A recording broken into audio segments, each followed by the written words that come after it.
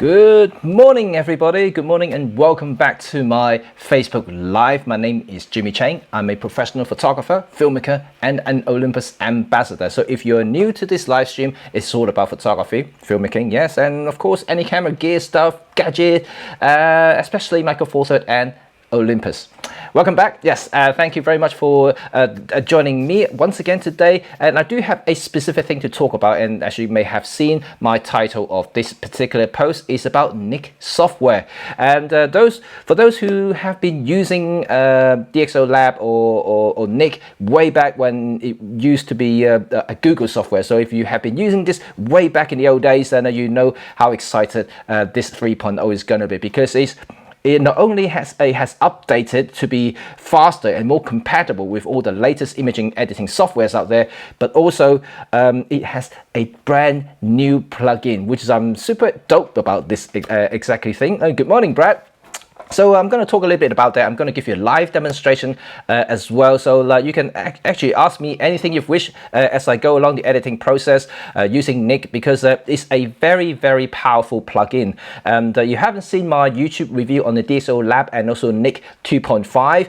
And then go ahead to my YouTube channel and check that out. And a lot of people were quite excited about it. And I personally quite excited about the entire whole thing. And what I'm going to do now, I'm going to use DxO Lab and then also Nik as a plugin within the app to edit some of the softwares, so some of the images, so you can see how everything works. It's really brilliant. Good morning, Peter. Good morning, Peter. Welcome. So it's going to be very exciting, and I'm going to take it a little bit slower, because while doing streaming and also editing at the same time, it's going to take a big toll on my computer. So like I'm hoping that the computer can cope with all the processing power, and so just please do with me. The computer will perform a little bit slower. If at any point you can't hear me or see me, or you've got any jittery on the frames and like motions and things like that, please do let me know. I will try to solve something. I have already closed all my applications now, so the only thing that's open is of course this live stream program and also DxO Lab and Nik software in the background.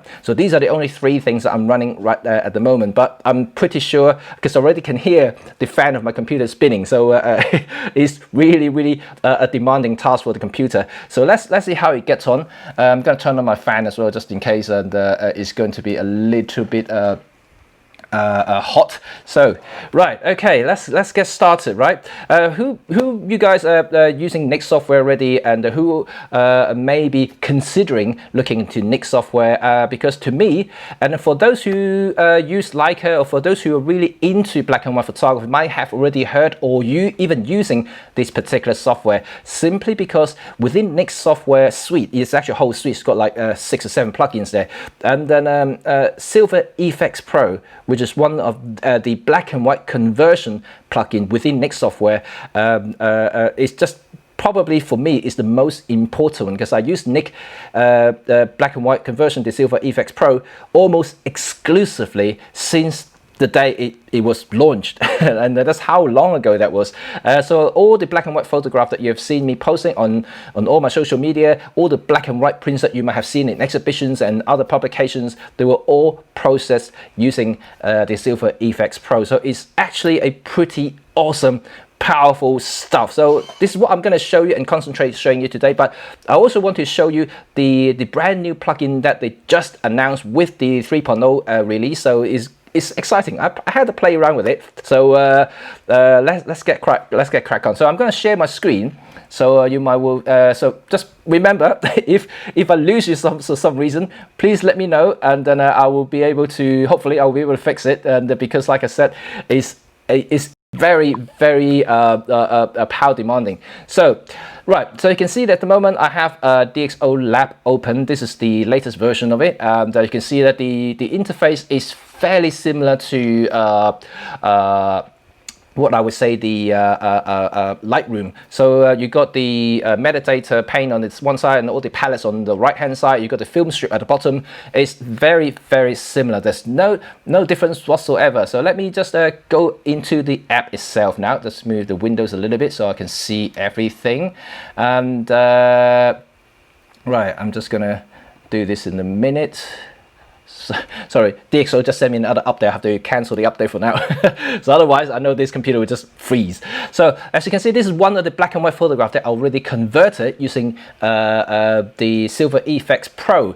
So what I'm going to show you first, you know, instead of jumping into Silver Efex, so just in case you already used it or experienced using black and white conversion already, I'm going to show you the brand new stuff. So in this particular case here, and you can see on the bottom right here, because DxO now own Nik software, they purchased the entire software and all the licenses from Google, so it's now part of the DxO lab itself. But don't worry, Nik is also can work as a plugin for Photoshop and all the Adobe suite, like Lightroom and stuff like that. So it will pop up as a plugin as well. And in addition, it can also function as an independent application, which is actually fantastic. So you can actually open your any images with Nik software. And now with the 3.0, you can maybe I can actually show you in a minute. Which open as an independent app. What you can do now is that you can save. And like what they used to call in the Lightroom is non-destructive edits. So which means that yes, it will duplicate the photograph and edit another version, but save as a metadata and XML files. And then so you can, when you go back in, you can re-edit the photos. Everything is saved. This actual edit state is actually saved into the XML file. So every time you go back in, you can continue or change or anything like that, which wasn't previously possible with all the other versions like 2.0, 1.0, 2.5, none of that. So Nik 3.0, even though superficially it looks almost identical to the 2.5, which is the previous version, but in terms of functionality, this is a big leap, because now you can actually go back and re-edit. So if in case that you messed up a little bit and you want to go back to, oh, I want to tone down that little bit highlight there, I can do that by just going straight back in without having to redo everything again, which is what you needed to do before the 3.0. So let's get into this particular one here, and so I will show you the brand new plugin. So if you click onto the right bottom right corner where the Nik is actually built in, got a little tab there. Once you plug it in, so instantly you will see that this little plugin selector came out. You can see all the plugin right here in front of me. So you got the Analog Effects Pro. I'm gonna go for individual one of them. So you got Color Effects Pro, Define 2, HDR, Perspective, Sharpening Pro for output and raw sharpening, which is actually pretty cool there. Silver Efex, so like I mentioned, this is by far my favorite within the entire suite itself. The Silver Efex Pro is definitely my go-to for any black and white conversions. I'm going to show you one edit in a minute with the Silver Efex Pro, but first let's look at the brand new plugin, which is the Perspective Effects. So let's click on this. I want to edit this. So now it will just basically, because I've already done one already. So let's open with a unique name. So let's open it. So now it's going to bring up Nik software with the Perspective Effects, which is the brand new plugin. And what this does now, it would, oh, it's really slow now. It's gone a bit black. Oh, there we go. Excellent, cool stuff. And so this is the, of course, the black and white screen, and because the images that you saw in DxO Lab has now been opened within the Nik Perspective Effects plugin. As you can see on the right hand side here, this is where you control everything. So let me just move around everything, because I got all the little palettes from the streaming software in front of me. So you can see that all this stuff here, you can see it's not a lot there. It's not very complicated, which is actually good, because I hate things being overcomplicated, just like Lightroom. Even DxO Lab itself is very complicated, and I did actually mention that in my review that the DxO Lab's palette is just way too confusing if you're not really used to it. But Nik software, on the other hand, is actually very simple, very clean, and you can see everything. So what this particular plugin does is that you have two things here. You can actually change perspective, fixing perspective, which is, to me, is pretty amazing, simply because DxO Lab has the viewpoint, which you have to, it's a premium plugin you have to buy within the DxO Lab itself. But now with Nik, it also duplicating the same features once again. And but you know, I don't really mind whichever way you want to do, because some people may not want to use DxO Lab. Some people want to use Nik software on its own because it's compatible with all the Adobe stuff like Photoshop and Lightroom that I mentioned. So yeah, you can do it auto. So if you use you can see on the top right corner here, this is an auto feature here. This only works if it is a raw photo, because it has all the metadata, or you simply editing from Photoshop or Lightroom, if the images are raw, have all the metadata built in, because you can read all the profiles, the lighted lenses and stuff like that, and automatically apply distortion corrections, which is actually fantastic. So if you are lazy and you don't know much about it, you can just simply click auto, or you can do it manually. You know, like you can do horizontal and also diagonal correction, which is actually something that you may want to adjust, you know, like these spiral distortions and all kinds of stuff. You can also do perspective, so it can actually tilt the angles and up and down and horizontally. You know, if you're shooting a brick wall, just not, the lines are not very straight, you can correct any of that. But I'm pretty sure that you're familiar with this, because all these features here are also available within Lightroom itself. So I'm not going to go through all these features here, because you're already familiar with it. It's very, very straightforward. There aren't much of a difference between, you know, all these softwares out there, but it's right here within the perspective control. But what I am very finding a little bit fun is the latest miniature effects, which is right at the bottom here. I don't know if you can see that. Oh, I don't think you can see, because my thing is actually blocking you guys. So let me just close or move my thing away. And so let's go back up here. So hopefully you can see this bit here. So okay, now I can see my mouse has been moving here. It's called the miniature effect here. So if you click on it, and this will give you a control point here, and you can simply move it around to create the effect.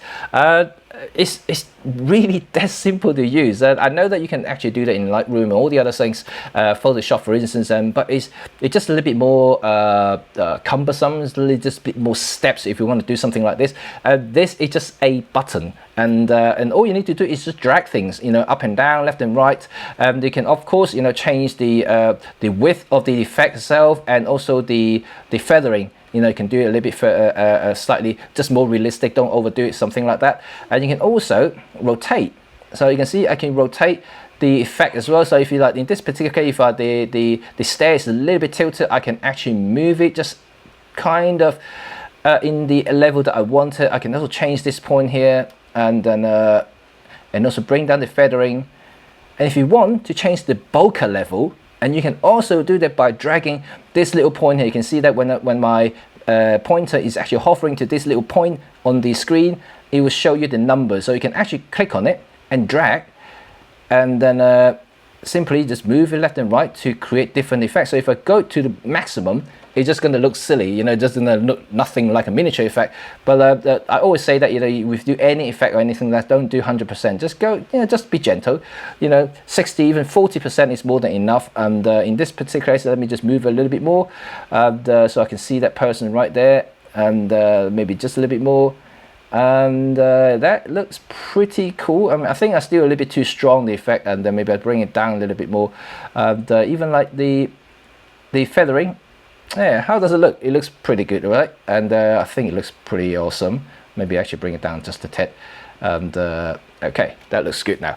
So it's as simple as that. Just a few slides, a few buttons, and you're good to go. That's how that simple it is. I mean, I used to like playing with these miniature effects a lot, because it's a really fun thing to do. Of course, it doesn't work with every photo, but now it has a simple plugin. So if you really want to do it, it's built into the Nix software. And yeah, I mean, let me know what you guys think. If you have any question, you can definitely let me know. Oh, but one more thing I want to show you is that, you know, the bokeh that you can see in these sections here. So at the moment, you can see that, you know, you got perfect circle, which means that you can actually change the shape of the bokeh. But if you go back to the bottom right hand corner here, where the miniature effect palette is, you can actually click on this button here. You can review all kinds of bokeh shapes. You can have 6 blades, 8 blades, 9 blades, and you can have circular sharp, circular soft. So you can almost simulate the Olympus feather bokeh. That is ridiculous. So let's try with 6 blades to see what changes straight away. Instantly you can see it. Okay, you may not actually be able to see it clearly. Let me just bring up 100%, so that should be able to see it.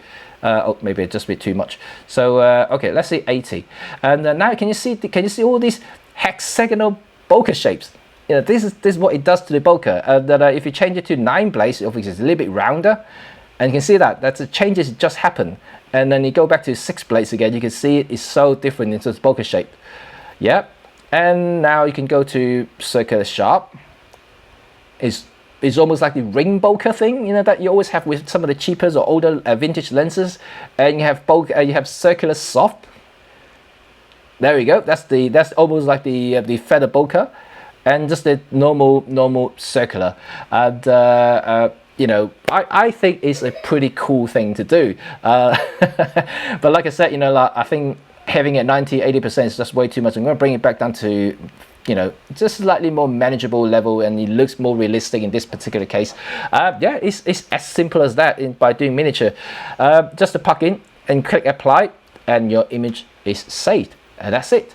So now there's the different thing in the 3.0 is on the top left hand corner. You can see all these new features here now, because now, like I mentioned, you can re-edit the photo if you want to by coming back to this program, and you can actually open directly within the app.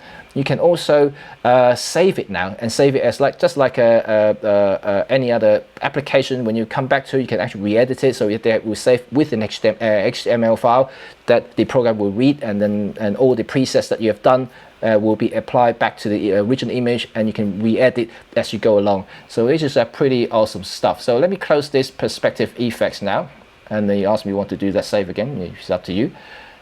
Okay, and right, okay, yeah, you can of course save in whatever location you want. You can choose different format if you want. TIFF, of course, is the highest compression you can get, and unless you want to just go straight to JPEG, of course, depending where you save it from, also where you're going to use your image eventually. If you want to print it, I would prefer using TIFF, but if you're just going to share in social media and stuff like that, Instagram, Facebook, I think JPEG is definitely more than enough. So just close it. Actually, I'm not going to save it because I've done it already.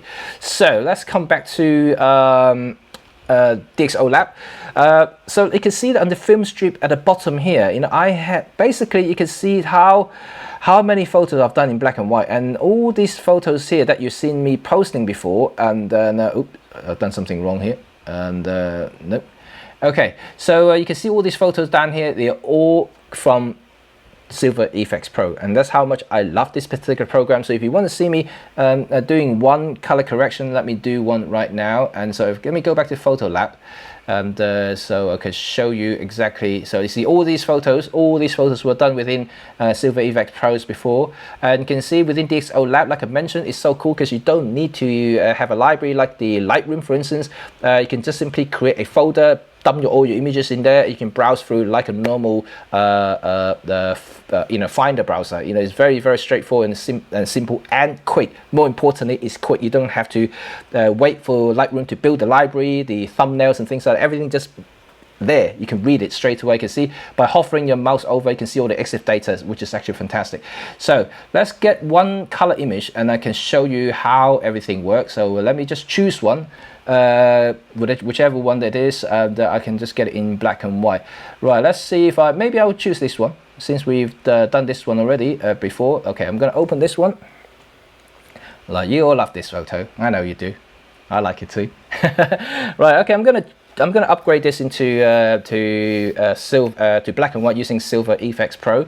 Fantastic stuff, right? And I'm gonna go to the bottom left hand corner in Lightroom or Photoshop. You know, you will see the plugin right there. Especially in Photoshop, you have the plugin selector, similar to Next software here. It's like this. This exact same thing will happen in Photoshop. In Lightroom, however, it won't happen. But what you need to do is to right click, because the plugin is already installed for Lightroom. So all you need to do is just to right click the image, and you will bring up export or edit with something. You know, usually have a list of it, you know, and you can just edit with whatever plugin you have installed, and then you can just select it from there.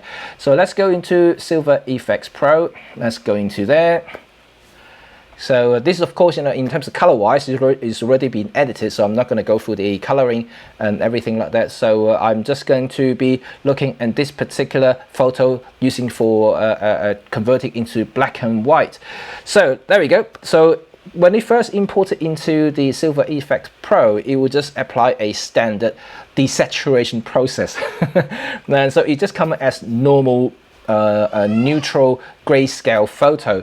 But what what I love about the Silver Effects process, once again, is the simplicity of it. So on the right hand side, whether you have the palette, which is very similar, if not identical, to all the previous versions. You know, there's no difference in terms of the arrangement and all the other options there. You have the typical global adjustment for brightness, which is kind of exposure, the contrast, the structure, which bring up all the grains up, you know, which is fantastic. I'm going to show you in a minute. Because you can do localized stuff, which is something that I always rave about. Then you got the tonality protection, which is actually very, very important to protect your, especially in highlight, I think. And once you do adjustment, because I'll show you in a minute the effect of it. Then you have control point, and this is a very powerful features when it comes to control point, because you can do local adjustment. Unlike Lightroom or Photoshop, you know, you have the paintbrush and stuff like that. This is a more like a radial adjustments for a particular point, but it's a very effective process. This is more like an old school printer would do in the print shop. So this is like a very good process. In fact, this particular control point, U-point technology has been now applied to DxO Lab itself, but they expanded it, which I mentioned in the reviews. If you haven't done it, and just go and check it out. So color filters, also amazing, because you can apply digital filters of red, you know, yellow, green, white, blue, to change the sensitivity digitally, you know, to a certain light spectrum, and change the brightness, so to speak, and reactions to the actual overall image. So let's say just at the moment, it's just neutral, but if you click on, let's say, red, you can see that it changes the contrast straight away. Usually most people use yellow filter in black and white just because it gives just not too much of contrast like the red filter, and but it gives it enough just to punch up a little bit. And oh, Sean, good morning. Very good. So you got green, and then you got blue at the end of the day. So I'm going to show you not just about filter, you know, if you because this is a filter thing is more a personal taste, also depending what sort of photograph you're using, such as landscape photography. You know, people may use blue filters and green filters, and shooting people will use yellow, orange filters just to lighten up the skin and things like that, depending on situation. So then I've got film types. Hey, this is the stuff that I think is pretty cool, right? Everyone who loves film photography, who brought up with film analog stuff, you will remember all this stuff. And in 2019 and 2020 now, Nik Software have introduced new film stock simulation. And if you're all in here, if you click on the film types, you expand it, you can see all sorts of film stocks that you can choose. So of course you can have the Kodak 32 and then 50 from Ilford Panaf. 100 and probably 400 is ones that I use a lot. The Alpha APX Pro 100, I still have those film in my fridge, which I still use for actually analog shooting. And so I still have actually some of these films in my fridge, which is actually amazing. So now the new stuff, of course, is being highlighted as new. They got ADOX, which is a more Eastern European film, and it's a bit coarser, but it does give you a little bit more like a lo-fi kind of feel to it, but it looks pretty cool. You can see that as you scroll along, you can change the actual look. You can have a preview straight away of what it looks like, which is actually fantastic. So it's actually pretty quick. And you got the other stuff, you know, like if you guys like street photography and tri-axis, you know, they got the Kodak 400 T Max and also the Tri-X 400 TX, which is amazing. So you can you actually see the grains, you know, from the screen? It's phenomenal, and I love it. You know, you don't have to do too much of it, but however, depending on image, because it works as a calculation for the grain size, you can actually adjust the grain size as you wish. So let me just show you. If I want this to look like Tri-Axis, so let me just select Tri-X, and then to the first look that I want to see. So this is what it looks like now. This it's supposed to be a Tri-X simulation, and also now they come down to the you can see underneath the film types, you can see all sorts of things. You can expand sensitivity, and then everything can be adjusted as you wish. And this is how the program, how much power this program has. So although that you may have selected the preset for Kodak Tri-Axis, but you can actually adjust the grain size per pixel. You can have it really really soft or really harsh, you know, like really angular grains, you know. But to be quite frank, you have, unless you blow up to pixel level, you can't really see the grain hard and softness of it. So it's really difficult to tell unless it's a very big print. or just zooming it closer to the actual images itself. If you're just looking from distance, just like this at the moment, you can't really tell the difference too much. And then of course sensitivity as well, but I don't usually mess around with the sensitivity because that will alter the look of the entire preset. So I try not to do it too much. I'll rather use the U-point technology, the control point, to adjust certain areas if I want to brighten or darken certain areas like dodge and burn, but also increasing certain details and stuff, which I'm going to show you in a minute. And also the tonal curve, you know, this is something also, once again, I'm not going to mess around with because that again changes the look of the film stock that I want to see. So I'm not going to, usually I don't even bother about any of this stuff here. Grain size I may, because solely depending on the resolutions of your images.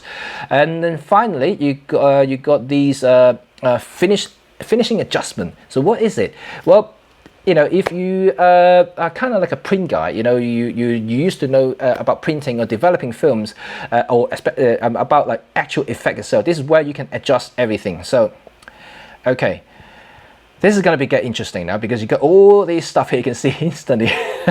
You can of course sepia, you know, copper tones and selenium and the blue toners and all kinds of stuff you can apply to it, but to a very realistic scale. It's not something that you can get from simply Photoshop or Lightroom, you know, and you may actually get this kind of vintage filter you can get, but nothing, absolutely nothing come close to the simulation that they have in Nik software. Google really did a good job when they first invented this software, and it was just mind-blowingly good, and that's why so many professional, and I made professional black and white photographers actually use this program to produce their fine art prints. That's how good it is. Even though during the Google days, this software was free. Yeah, you did know. I think you missed the boat there, mate. You know, it was free when it's with Google, but of course, when Google kind of stopped developing it about 2 or 3 years ago, and then everyone got a little bit disappointed because they is slowly you know, lacking the support to all the latest softwares, especially Adobe CC, you know, keep updating the software every 6 months or so, and then it just lost the compatibility there. So I couldn't really use it, and that's why when DxO bought the license from Google, even though the DxO charges the plugin, I still pay to get this software because I love this software so much. I just needed it. And so I paid for it. And I think if it's a good software like this, and especially it's not subscription, which I hate subscription models.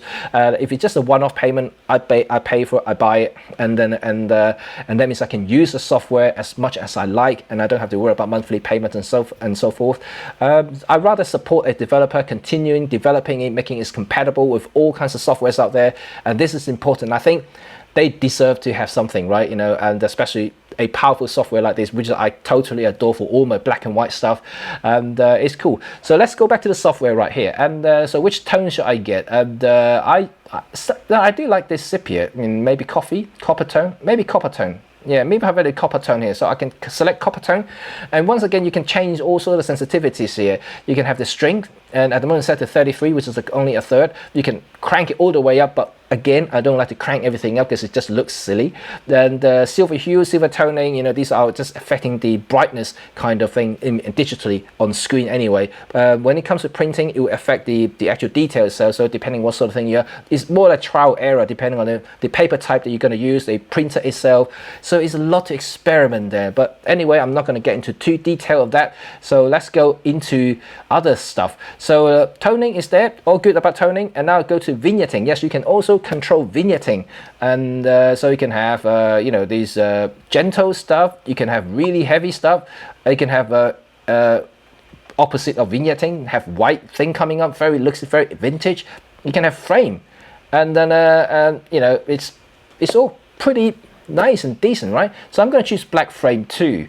That you can set the amount, of course, you know, how black and how much vignette you wish. So like at the moment set to 50%, and then let's see, look at, like, crank it all the way up or nothing at all, basically opposite, and to white. So let's go back to maybe just a bit more subtle.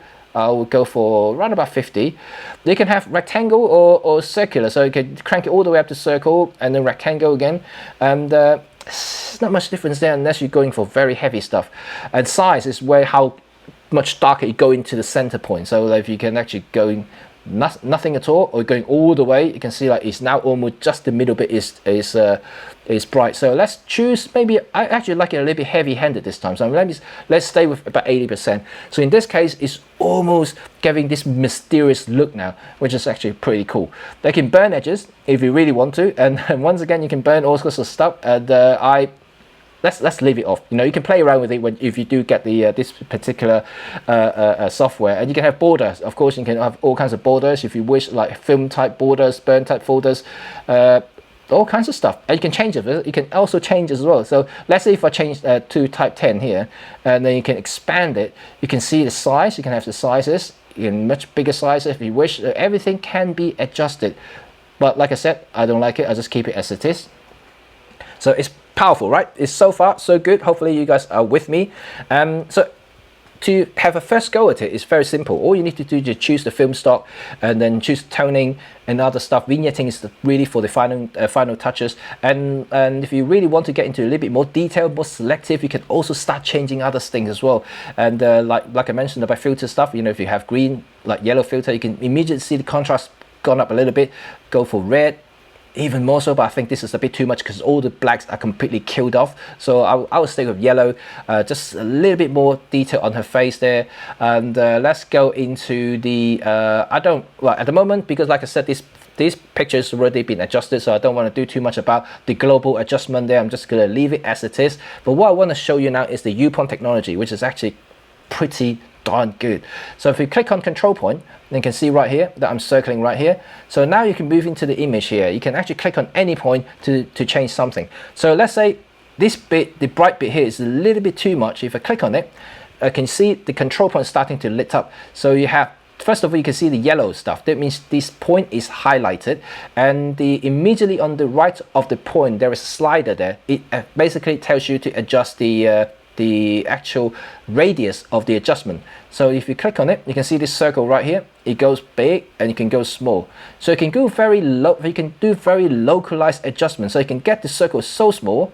You can just move into maybe her eye here, let's say, and here you can see all these basic adjustment here. You can do brightness, contrast, and structure, very similar to the global adjustment, but this time it's just very local to that particular radius. And what it does as well is very good, is it has a feathering process built into it. So when they say a circular adjustment is in terms of radius terms, it's not a hard line of the circle, it's actually feathering out. So all you actually adjusting is just little points in the middle, and because then if a proper feathering means that you don't see the abrupt changes between points and between point to point, which is actually something I much prefer.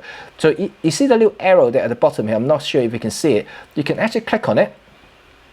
You can further expand these options here, and you can have this picture here, amplify the white, which is good if you want to bring up all the details here, or adjust if it's just a little bit too bright, you can bring it down. And also amplifying the black, which is give you all the hard stuff like eyelashes, and if you want to adjust to it, fine structure, and finally a selective colorization, which is something I rarely do. But let's go through some basic stuff first, and let's uncollapse it, trying to bring it back up. So let's say here you can see that I'm just moving away, so you can see this point here. I think her eye may needs a little bit of contrast here. I'm going to bring it up a little bit there, and then maybe just a little bit structure, and just tone down the brightness just a tad here.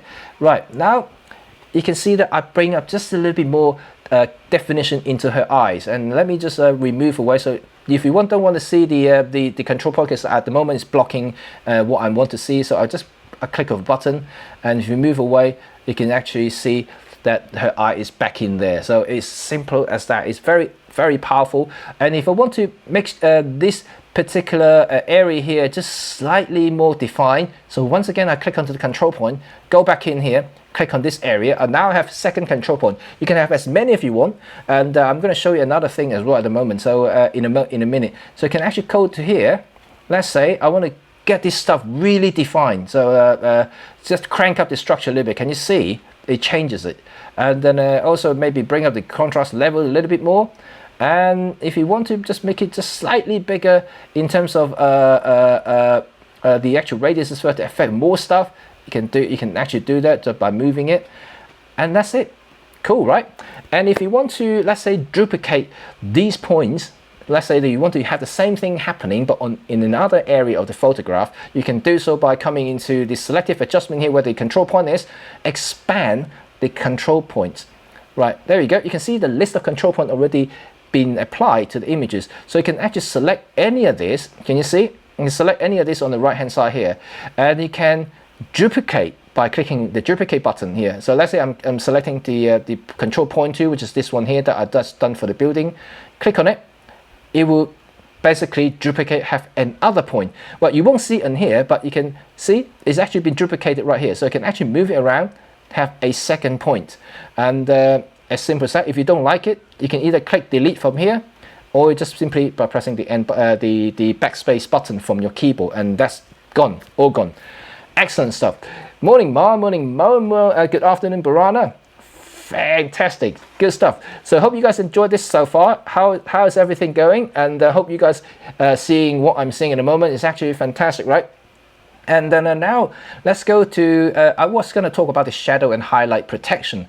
So if I just go up here, let's say I'm going to bring down the global adjustment a little bit just for demonstration purposes. So let's go to brightness. If I expand it, you can actually have all kinds of stuff here, which is you can go really detailed if you wish to, but I'll try not to complicate the whole process. So let's see if I want to bring up the brightness a little bit. You can see it's just a little bit overexposed now.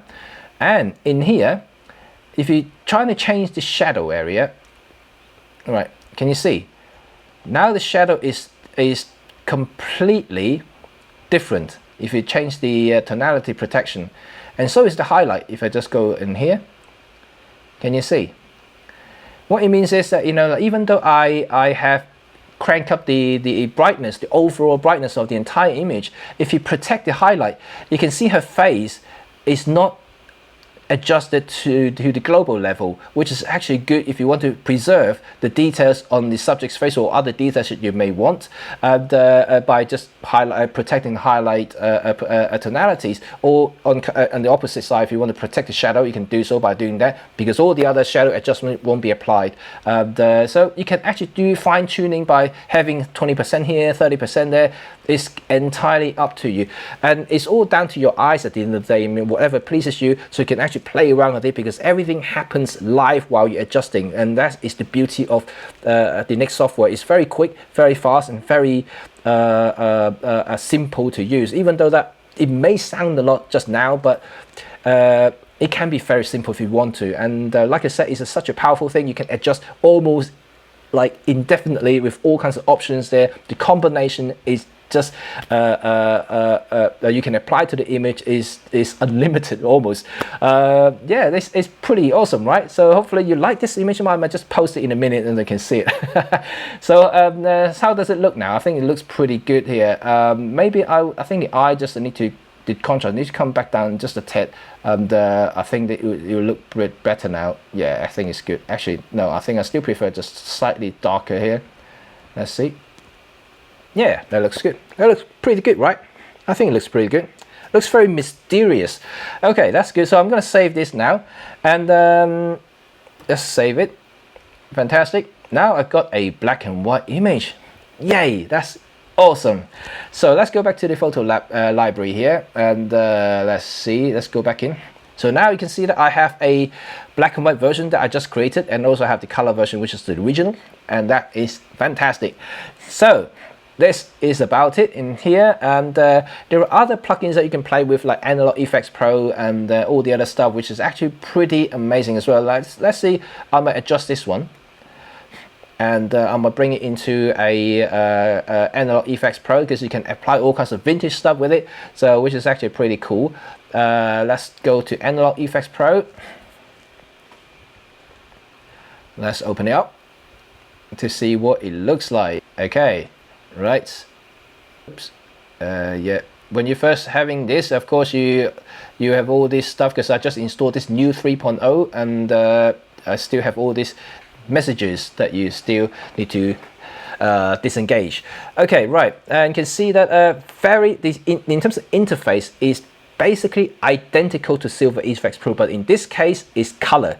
The same as Color Effects Pro. So these two are very, very similar. What Analog Effects Pro actually emulate older vintage flaws and defects from older cameras, which is actually pretty cool. So you can see that you can built-in has many filters that you can use already. Like you can have all kinds of things which are already looking pretty darn good. And so you can see that the image has already got dust applied, scratches to the film, and any other things that you may want to add to the thing to just add the authenticity to the actual images as well. You can also do so by going into Analog Effects Pro. It's a lot to play around with, but let's choose one to start working with first, and I think I pretty like this one here. Let's go into this one. Right, that looks pretty cool. That looks pretty lomography. Okay, and actually on the top left hand corner here, you can see that right here you got classic camera, and once you expand you can see all this stuff here you can do for the image, and that's how much fun you can have with this plugin. And you can have black and white again, which is very different black and white, because if you click on it, and then you have this very, it's a preset, so it's actually completely changed the look of it already for you. It's very different to Silver Effects Pro, which is if I want to do black and white, I would not do it in Analog Effects Pro, because it is definitely not something that you would like to play around. However, if you want something quick for like Instagram and stuff like that, you can actually do it from here. Like let's say like this is already done for you. This is almost like a 1900 photo.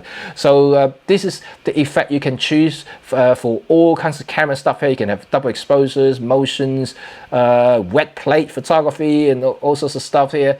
So let me go back to classic camera, because I kind of like classic camera. Let's go back to it, and let's see. I'm going to select one of the look. Oh, where's the look gonna? Actually, I'll just go back to this one. I kind of like this one. Okay, so you can have lens distortion, which is actually has a very similar. Well, it's not similar. You can have fade bokeh. You can have fade bokeh in here, but fade bokeh is very different to the one that you are used to in iPhones or other smartphone these days, because it doesn't track the edges of the actual subject. So, but you can do kind of a radial adjustments to the bokeh and kind of emulate a little bit of the slightly shallower depth of field, if you wish. So in this case, I already applied to it. You can see if I just crank up the strength, and you can see straight away it'll be like this.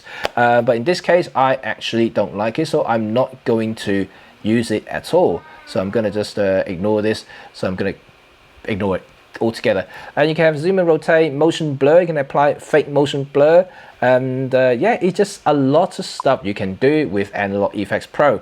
And let me just go back to the basic adjustment and go back to camera kit using classic camera, and these are kind of like the filter stuff you can apply to your photograph if you want to do something crazy with it, or just simply a very fast adjustment for your social post.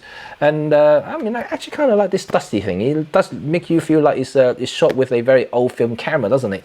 Okay, I'm going to stick with this. So let me just save it.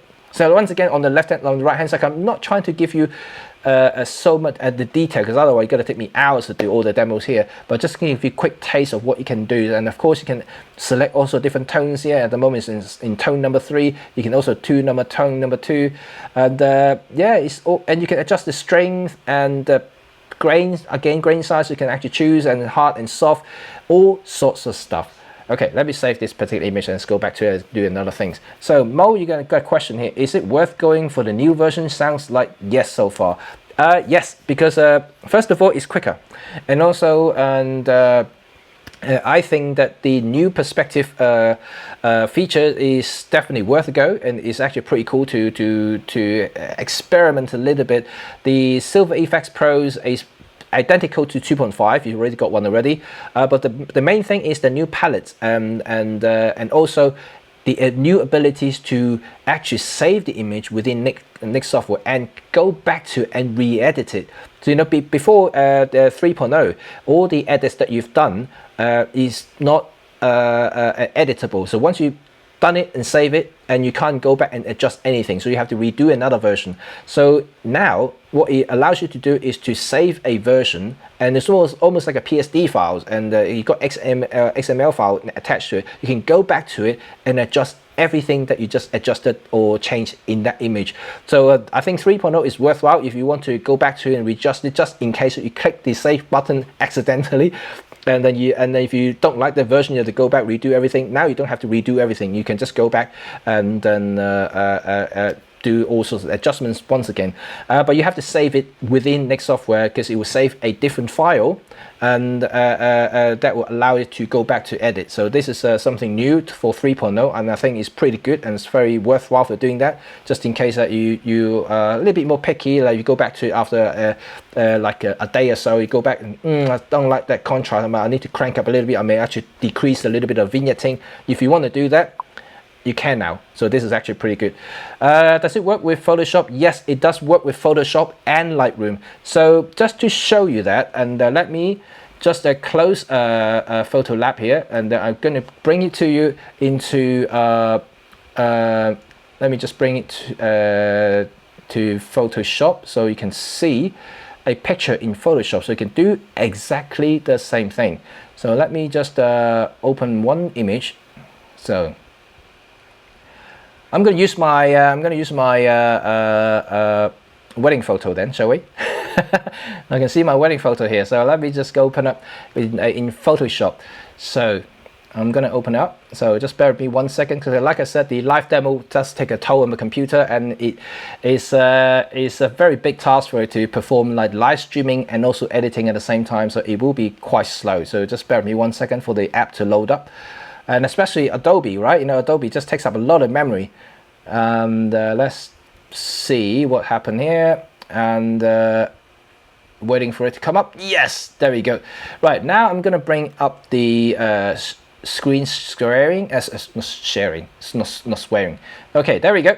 So you can see that this is my wedding photo many years ago. So and now you can see that it has, I don't know if you can see it actually. Oh, it doesn't show it for some reason. Oh, that's strange.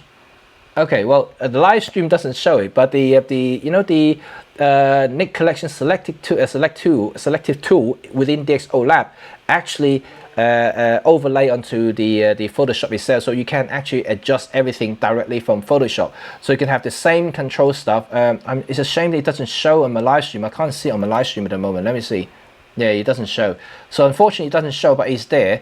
And so let me just, in that case there's no point showing it right here. So let me just close the application here, and let me just close it.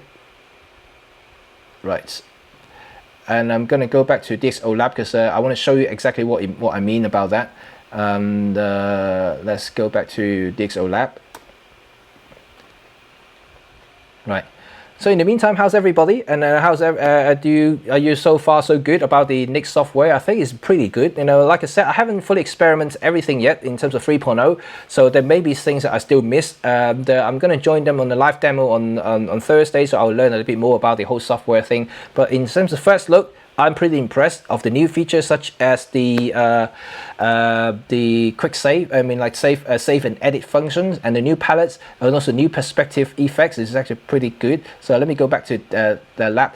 So Mo, if you want to see what or kind of have an idea what the Photoshop would look like, it will have this floating around.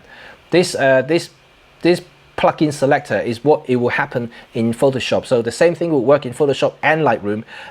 Like I mentioned earlier, Lightroom won't have this plugin selector appearing on the screen, because Lightroom is a totally different thing. So if you want to edit stuff in Lightroom, you have to right click on the image and select edit with certain thing externally. And if you're used to Lightroom, I'm pretty sure you know what I mean. So you can actually ask the Lightroom to edit with an external editor, so you can do that by right clicking an image or select it from the menu itself, or even better, if you go to the preference pane and select actually choose a particular plugin or external editing software as an external editor, then you can actually go straight into that point without having to mess around with so many things.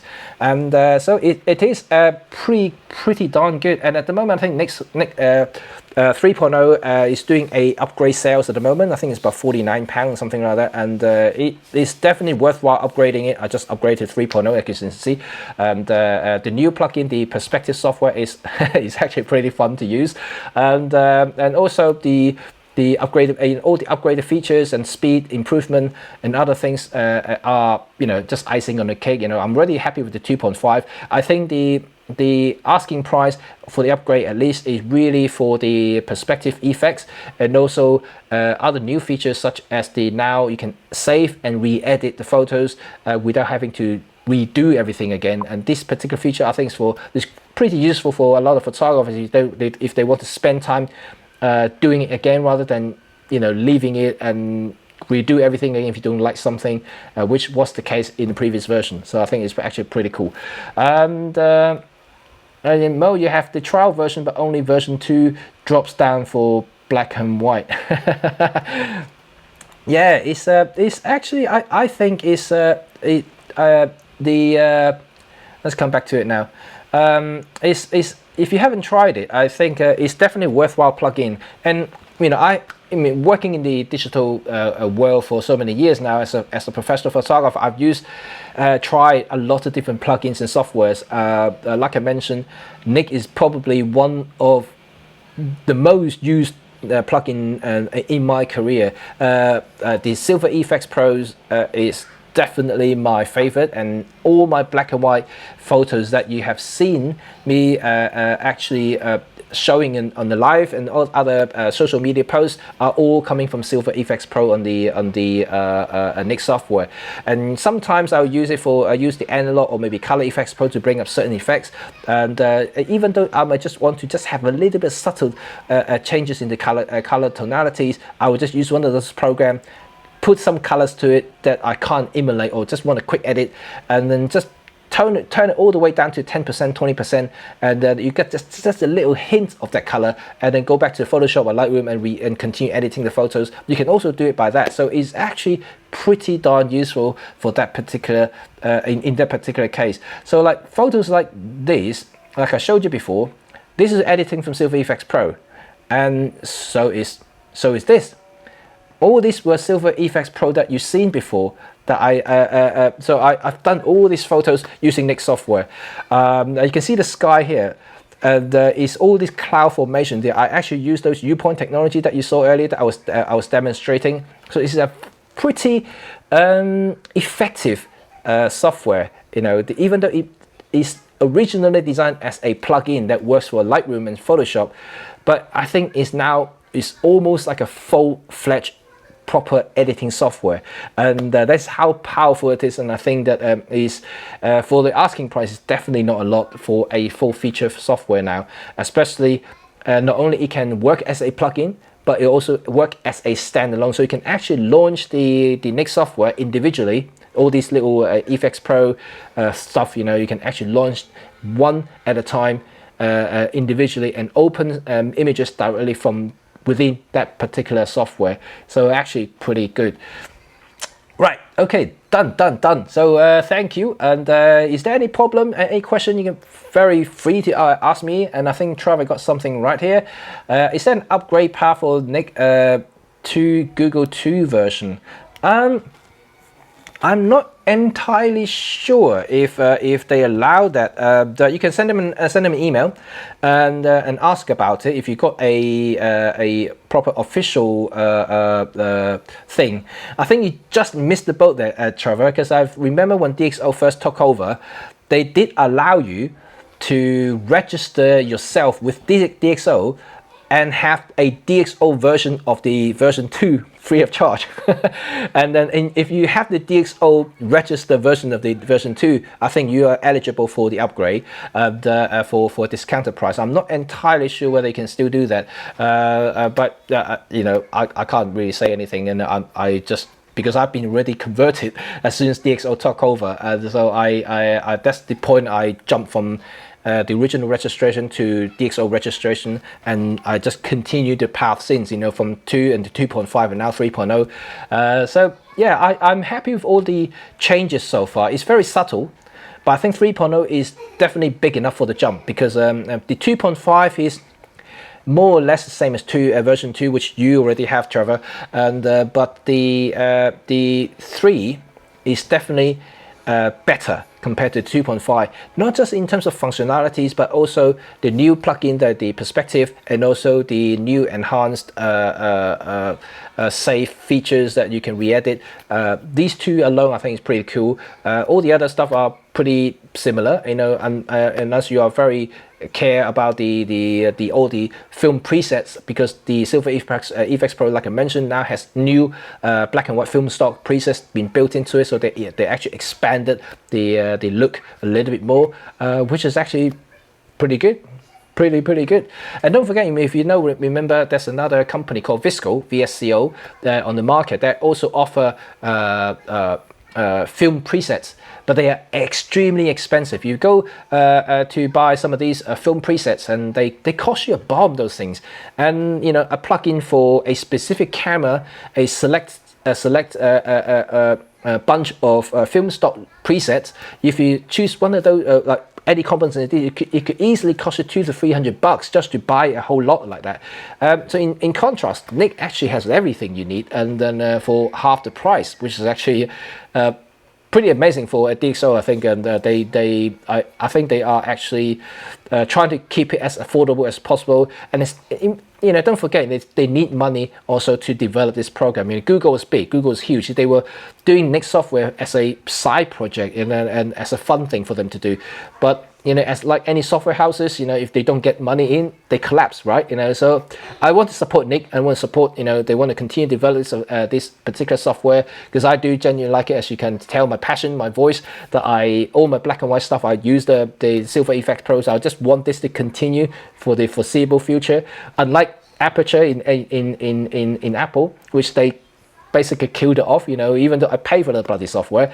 And so I hope this won't happen with DxO or Nick for that matter, and I hope this will continue, because I do genuinely like this software, and I don't think I can get anything close to it with any other plugins or any other software for that matter to create this sort of look and feel for my photography. So this is it. This is my demonstration for Nick 3.0. It's the first hands-on. Like I said, because I'm already quite familiar with the Nick software, so I'm using it quite fluently. But if you have any question more specific to a certain thing, you're very welcome to let me know any specific thing that you want to ask about things. I'm not really trying to promote Nick, but I just want to share my views about it, because some of you guys want to see how I edit my photos and stuff like that, so I might as well show you, especially on my black and white stuff, because I use Nick to edit my stuff. And so I might as well just show you how I do it. You can see that photograph that I literally just did. Go back to my screen here, and let's go to photo library. And so this particular photograph that I literally just did the full demo on how I created this photo, and hope you guys like this. You know, I think it's a pretty cool thing, right? And then how I can just change from the color photo into something just like a very darn good edit, you know, just within a few minutes of my time within the software. So it's actually pretty cool. Can you adjust the tone? Mark, don't get me started. Right, yes, talking about tone, and then I do have my another talk later this afternoon. If you are feeling a little bit energetic, a little bit emotional, come and join me this afternoon at 3 p.m. London time, of course, to talk about Michael Four Third, because today's topic is Michael Four Third is not dead, and I want to share my personal view on it, and also just want to have a general discussion. You know, I already seen some negative thumbs down in my thing without even hearing what I'm going to say, so I'm expecting some heated discussion, so it will be very fun to do. Like I said, you know, I want to do open. I know other people have talked about it already. I've even made a video previously in my YouTube channel talking about Olympus, and but everybody's been recorded. I'm doing it live. I'm doing it live now, so I'm taking on questions. I'm actually going to talk about my experience, but just a reminder, everything that I'm going to say is purely personal, you know, it's a personal perspective, my own opinion, nothing to do with Olympus, nothing to do with Michael Four Third Alliance, you know, nothing. It's just purely coming from a guy who just used camera to make money. That's it, you know, and I just want to share my view on it, why I think Michael Four Third isn't going anywhere. Okay, cool. I'm gonna end today's talk, and Brett us also say DxO talker. Yeah, that's my new nickname, right? So I'm an Olympus talker, now I'm also a DxO talker. DxO, if you hear me, please sponsor this channel and give me some thumbs up, and yeah, pay me some money for doing this hard work promoting the software for you, even though that I'm not actually selling the software. Okay, good stuff. And okay, cool. Oh, Mo says something. I would like to, unfortunately, time does not allow. I might join you for a short time. That's no problem. That's no problem, Mo. And anytime you want, like I said, you can also rewatch it. It's just a little bit of fun, to be honest, you know. And I just don't want to get into argument. You know, what is there to argue, to be honest? And we've got enough things going on around this world already, and it's enough trouble. There's enough things that to worry about, you know. I think photography and filmmaking, you know, is supposed to be fun.